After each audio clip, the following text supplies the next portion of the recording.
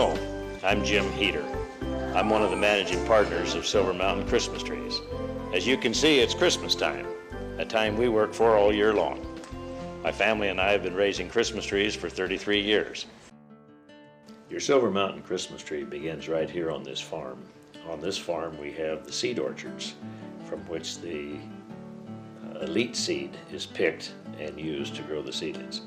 In order to obtain this seed, we have to first wait until the trees provide cones, and as the cones are beginning to form, we hand pollinate those. And we're crossing here several different families, the best families that have been found throughout the Northwest region for producing Christmas trees. And we've had some exciting results with some of this. Several crosses are outstanding, and that's what we're concentrating on now. Then we wait until the fall when the tree cones are mature, and we'll pick those, thrash the seed out, and clean it, and it'll be ready to be planted in the nursery the following spring. We have our own nursery. We raise our own seedlings. The seed that we have produced from the seed orchard then is planted in the nursery, and is planted with a piece of equipment that we manufacture and sell to other nurseries around the U.S. and all over the world, as a matter of fact.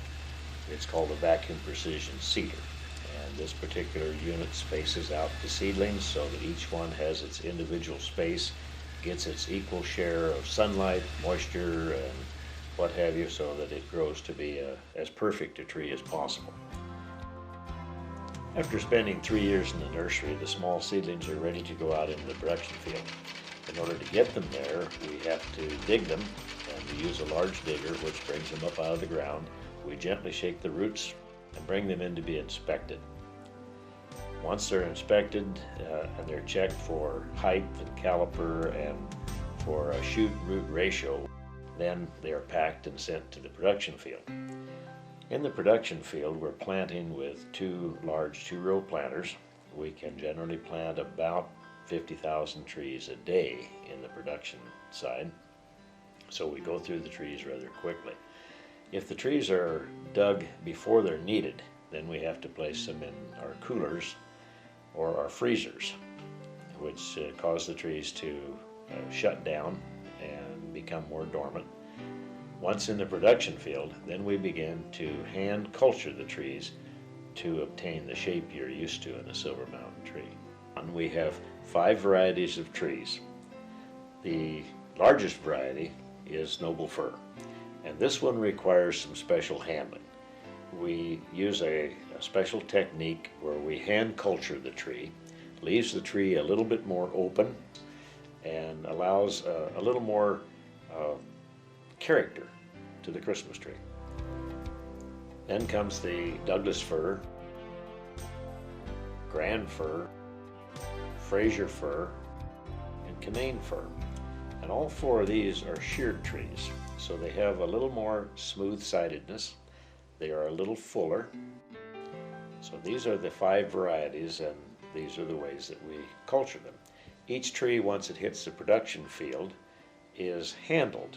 Now that may be a strange term, but that's what we call when we take the bottom branches off the tree up about 8 or 9 inches, and that's the portion of the tree that goes in your Christmas tree stand. Then they are double topped, so that removing any competing tops, so that we have one straight leader and a nice place for you to put the star or angel or whatever it is you adorn the top of your tree with. And that's the culturing practices that we use here at Silver Mountain. Everything is done individually and done by hand. Once the trees have reached a sufficient height and age in the field, they come into bloom, so to speak. You can look at a field and tell that it's just ready to cut. Then we send in our grading crews. And the grading crew is made up entirely of ladies. When they go into the field, they work in teams of 2, and one is a grader and another is a tag tire. And the grader carries a pole which allows her to check the height. First they check the quality, and then if it's good, they check the height, and then the tag tire puts an appropriate tag on the tree that will tell you at the lot the size, the type, and the quality of the tree that you're buying. At the end of the day, we know how many trees were selected for each size, and we know which row they are in.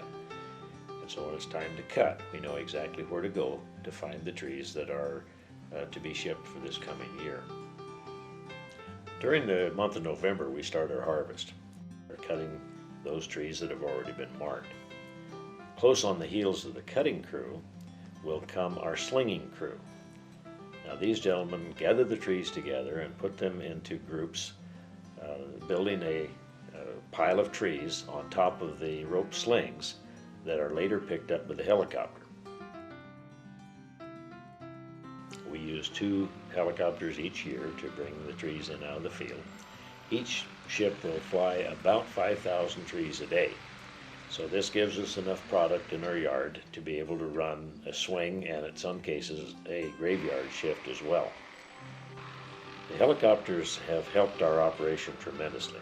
First of all, they cut down on the damage that's done to the trees when the trees are handled by hand more often than they should be. The trucks then bring those loads into the sorting yard, and once the large gate on the back of the bed is opened up and the bed tilted, then all of those trees slide out gently onto the ground and remain somewhat like a loaf in a windrow. We then bring the tree balers in behind, and each of our tree balers is fitted with a shaker. The trees receive 30 to 40 seconds of shaking. Then they are placed into the baler, and as they are baled, they are drilled on the base of the tree for the spike stand. As far as we know, we're the only company that both shakes every tree and drills every tree that leaves our property. The palletizing process starts right behind the balers.